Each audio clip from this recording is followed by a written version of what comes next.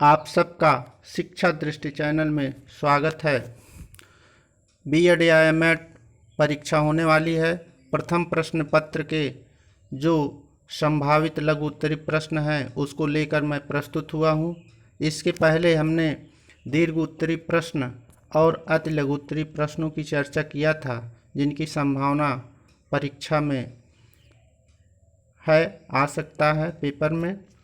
आज मैं लघु उत्तरी प्रश्न जो लेकर प्रस्तुत हुआ हूँ उसको लिखने के लिए 200 शब्द निर्धारित हैं। 200 शब्द का मतलब लगभग 1.5 से 2 पेज, इससे ज़्यादा आप नहीं लिख सकते हैं।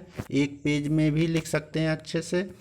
जो अब तक परीक्षा में प्रश्न पूछे गए हैं उसका संकलन मैं करके आप सबके सामने प्रस्तुत कर रहा हूँ, जिसमें पहला प्रश्न है, शिक्षा में जनतंत्र की क्या अवधारणा है, क्या प्रत्यय है।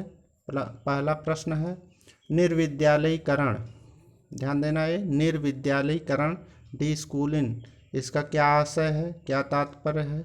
सामाजिक अस्थिरीकरण क्या है, किसको कहते हैं सामाजिक अस्थिरीकरण।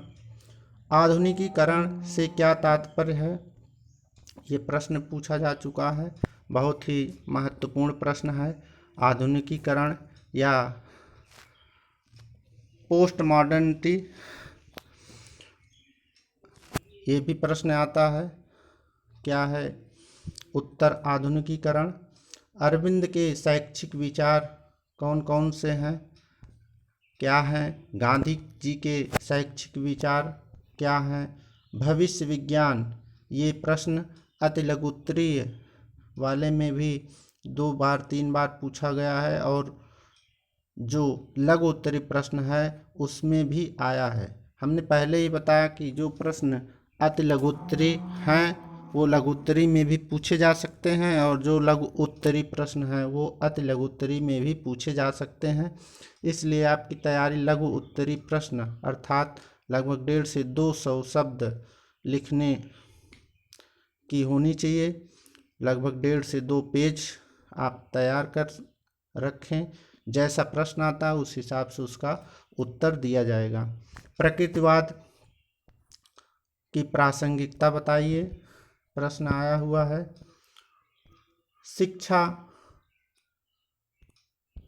शिक्षा पर दर्शन के प्रभाव का वर्णन कीजिए। इसमें शिक्षा और दर्शन के संबंध की चर्चा होनी चाहिए। योग दर्शन पर आधारित शिक्षा के प्रमुख कारकों का वर्णन कीजिए। राम मनोहर लोहिया के दर्शन की प्रमुख विशेषताएं बतलाइए। ये प्रश्न पूछा गया है। शिक्षा और सामाजिक परिवर्तन के बीच संबंध बताइए। ये बहुत महत्वपूर्ण प्रश्न है। ये विस्तृत में भी आता है, लघु में, और अति लघु उत्तरी प्रश्न भी बन सकता है। शिक्षा और सामाजिक परिवर्तन या सामाजिक परिवर्तन करने में शिक्षा की क्या भूमिका है। शिक्षा में समता और समानता के बीच अंतर स्पष्ट कीजिए। आधुनिकीकरण और वैश्वीकरण की विशेषताएं बतलाइए। धर्मनिरपेक्षता के शैक्षिक निहितार्थ बतलाइए। दर्शन के धर्म और प्रकृति पर प्रकाश डालिए। शिक्षा के समाजशास्त्र के उद्देश्य विकास पर प्रकाश डालिए। आदर्शवाद के अनुसार शिक्षा का क्या उद्देश्य है। इसमें आदर्शवादी शिक्षा के उद्देश्य पूछ रहा है। ऐसे ही प्रश्न प्रकृतिवादी शिक्षा के उद्देश्य, प्रयोजनवादी शिक्षा के उद्देश्य, ये सब भी प्रश्न बन सकते हैं। प्रजातंत्र के अनुसार शिक्षा का क्या उद्देश्य है। लोकतंत्र, प्रजातंत्र, जनतंत्र, ऐसे शब्द पर्यायवाची के रूप में प्रस्तुत होते हैं, इसको समझना है। जॉन डेवी के अनुसार शिक्षा का क्या उद्देश्य है। जॉन डेवी के शिक्षा के उद्देश्य जीवन जीने की कला में संस्कृति और शिक्षा की भूमिका। संस्कृति और शिक्षा की क्या भूमिका है जीवन जीने की कला में, ये प्रश्न है। हमारा वीडियो शिक्षा और विद्या का जीवन में स्थान, इसको आप देख सकते हैं। इसी से संबंधित उत्तर उसमें दर्शाया गया है। मूल्य शिक्षा की आवश्यकता और महत्व क्या है, इसको स्पष्ट करना है। ये भी वीडियो उपलब्ध है चैनल पर। शिक्षा और दर्शन के बीच संबंध। शिक्षा और दर्शन एक ही सिक्के के दो पहलू हैं, स्पष्ट कीजिए। बहुत महत्वपूर्ण प्रश्न है। शिक्षा और दर्शन का संबंध कई बार परीक्षाओं में पूछा गया है। जे कृष्णमूर्ति के शिक्षा के उद्देश्य। बालक के समाजीकरण में परिवार और समाज की भूमिका, ये महत्वपूर्ण प्रश्न है।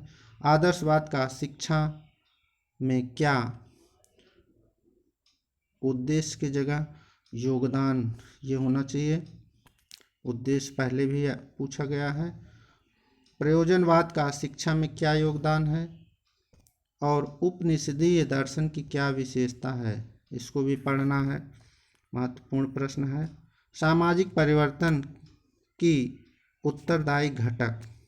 किन घटकों, किन कारकों के कारण सामाजिक परिवर्तन होता है, इसका अध्ययन इस प्रश्न में होगा।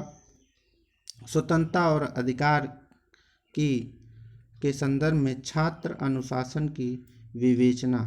तो ये कुल 30 प्रश्न की श्रृंखला लेकर मैं प्रस्तुत हुआ था, जो कि अब तक परीक्षाओं में पूछे जा चुके हैं।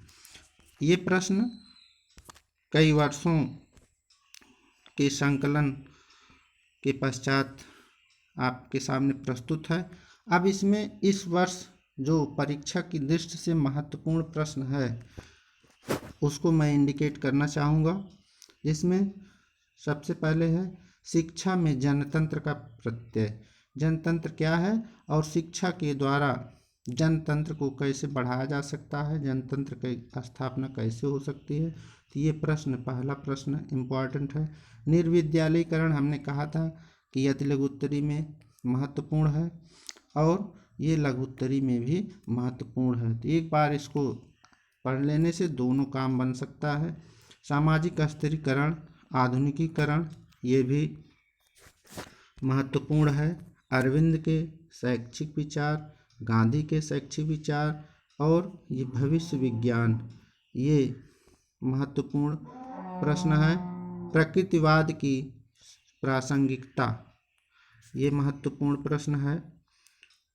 शिक्षा और सामाजिक परिवर्तन, इसको आपको पढ़ना है।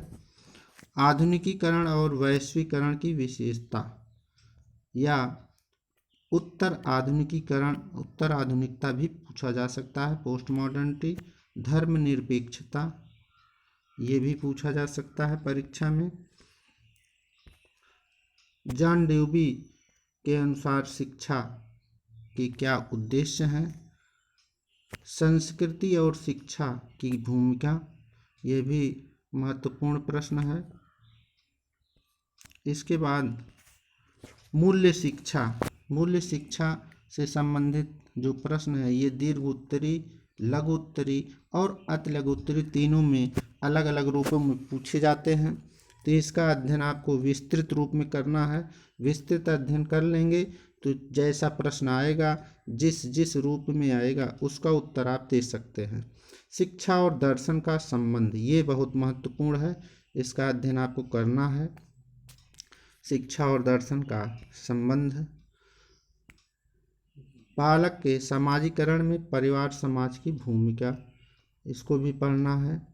आदर्शवाद, प्रयोजनवाद और उपनिषदीय दर्शन की विशेषताएं, ये परीक्षा की दृष्टि से महत्वपूर्ण है। आदर्शवाद, प्रयोजनवाद से संबंधित वीडियो हमारे चैनल पर उपलब्ध है। आप बढ़िया से इसका अध्ययन कर सकते हैं। चैनल में ये वीडियो अच्छे ढंग से समझाया गया है। शिक्षा दृष्टि चैनल आप टच करेंगे तो आपको ये सब दर्शन के जो पार्ट हैं उसमें मिलेंगे। सामाजिक परिवर्तन के उत्तरदायी घटक, अर्थात सामाजिक परिवर्तन को प्रभावित करने वाले कारक, सामाजिक परिवर्तन को करने वाले कारक, सामाजिक परिवर्तन और शिक्षा, इसका अध्ययन आपको करना है। स्वतंत्रता और अधिकार के संदर्भ में छात्र अनुशासन, तो ये छात्र अनुशासन, ये समस्या जो है, इसका अध्ययन आपको कर लेना है। तो ये लघु उत्तरीय प्रश्न जो महत्वपूर्ण हैं, जो आपकी बार परीक्षा में आ सकते हैं, ऐसे संभावित प्रश्नों को लेकर मैं प्रस्तुत हुआ। इसके पश्चात मैं द्वितीय प्रश्न पत्र जो मनोविज्ञान के महत्वपूर्ण प्रश्न हैं उसको लेकर आप सबके सामने शीघ्र ही प्रस्तुत होऊंगा। आप सबका बहुत बहुत आभार, बहुत बहुत धन्यवाद।